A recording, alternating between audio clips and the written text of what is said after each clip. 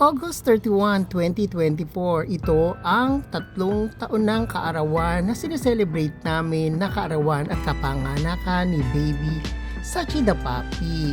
Siyempre, siya ang nag-iisang puppy namin dito sa aming pamilya, kaya nagpapasalamat kami sa 1 taon na naman na ibinigay sa kanya ng ating Panginoon para i-celebrate namin ang kanyang kaarawan. Kaya nag-prepare kami ng mini salo-salo.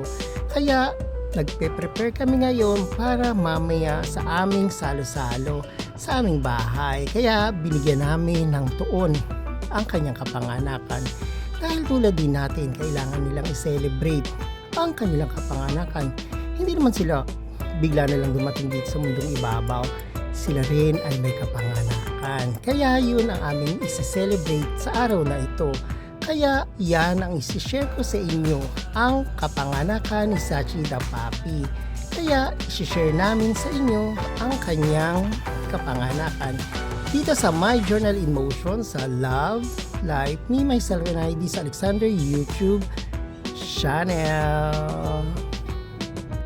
Ayan, gumagayak na kami ng mini salo-salo dito sa aming tahanan para sa ating birthday celebrant na si Sachi the Puppy.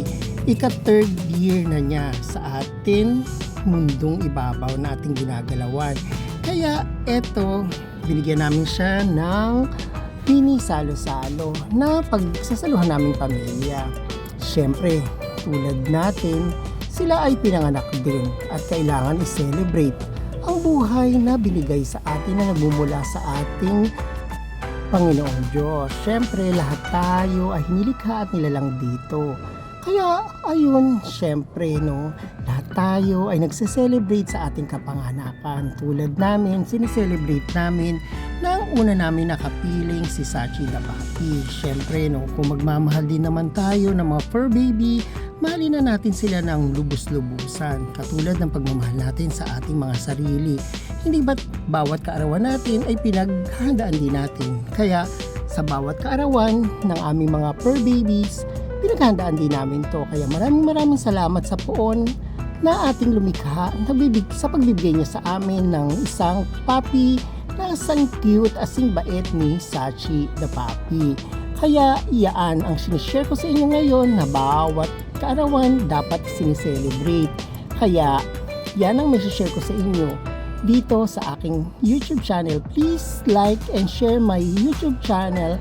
And thank you for watching and God bless.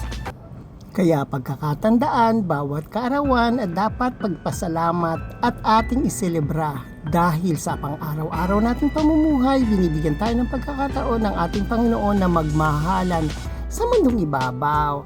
Kaya yan ang maiiwan ko sa inyo and God bless.